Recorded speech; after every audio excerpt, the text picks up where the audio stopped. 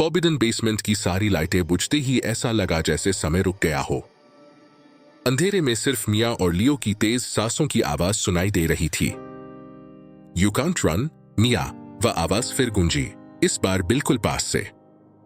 लियो ने टॉर्च जलाई, लेकिन रोशनी कुछ मीटर से आगे नहीं जा पा रही थी, जैसे अंधेरा उसे निगल रहा हो।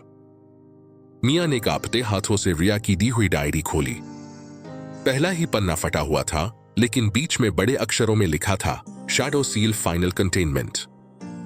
नीचे हाथ से बने स्केच थे, स्कूल की सबसे पुरानी इमारत, छत और बीच में बना एक काला निशान। लियो ने पहचान लिया, यह स्कूल की पुरानी बिल्डिंग है, जहां अब कोई क्लास नहीं होती। शैडो सील वही है। तभी जमीन पर फैली परछाई हिलने लगी। धीरे धीरे वह दीवार पर चढ़ी और दीवार से एक आकृति बनती चली गई।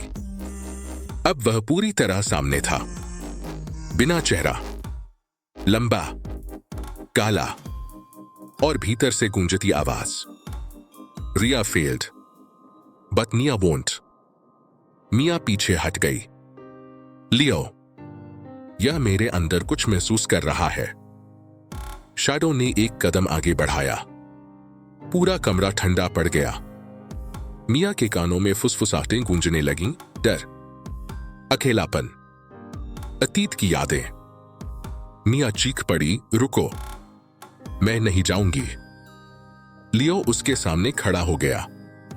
उसे छूने के लिए पहले मुझे पार करना होगा।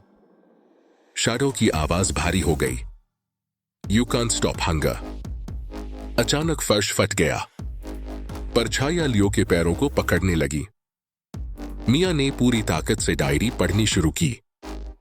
शैडो सील तभी टूटेगा जब चुना गया बच्चा अपने डर को स्वीकार करे और उसे खुद छोड़ दे।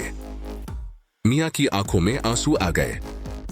लियो, यह मुझे करना होगा। लियो ने चिल्लाया, नहीं, मैं तुम्हें खो नहीं सकता। मिया ने उसका हाथ पकड़ा।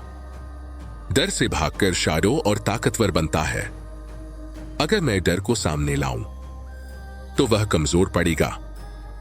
शैडो की परछाई कांपने लगी, जैसे उसने यह सुन लिया हो। मिया ने आंखें बंद की। अपने सारे डर, अकेलापन, अंधेरा, हार, सबको याद किया। फिर एक गहरी सांस लेकर बोली, मैं तुमसे नहीं भागूंगी। पूरा बेसमेंट हिल गया। शैडो पीछे हटने लगा। चीख जैसी आवाज गूंजी, पहली बार उसमें दर्द था।